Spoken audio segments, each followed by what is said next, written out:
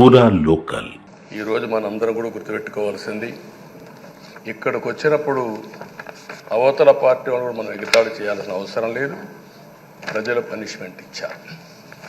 ఇదే హౌస్లో నేను చూశాను. 23 సీట్లు మాకు వచ్చాయి. నేను బాధపడ్డాము. కానీ ప్రజాస్వామ్యాన్ని గౌరవించాలనే ఉద్దేశంతో ప్రజాస్వామ్యుతంగా పనిచేశాము.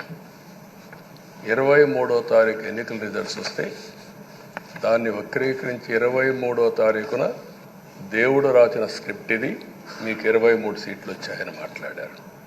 ఇప్పుడు నేను అడుగుతున్నా, కూటమికి 164 సీట్లు వచ్చాయి. 1, 6, 4 కూడుకుంటే 11 వస్తుంది. రాష్ట్రంలో దగ్గర 1631 రోజులు అమరావతి రైతాంగం ఆడబిడ్డలు ఉద్యమం చేశారు. ఆ 4 నెంబర్లు కలుపుకుంటే 1, 6, 3, 1 కలుపుకుంటే 11 వస్తుంది. అంటే ఇది కూడా భగవంతుడి స్క్రిప్ట్ అయినా కూడా నేను మాట్లాడడం లేదు, నేను కామెంట్ చేయడం లేదు. ఈరోజు ఉంటే వాళ్ళకు కూడా అర్థమయ్యేది. వాళ్ళు ఉండకుండా పోవడం అనేది వాళ్ళ పిరికితనం తప్ప ఇంకోటి కాదని చెప్పి కూడా నేను మీకు తెలియజేస్తున్నా.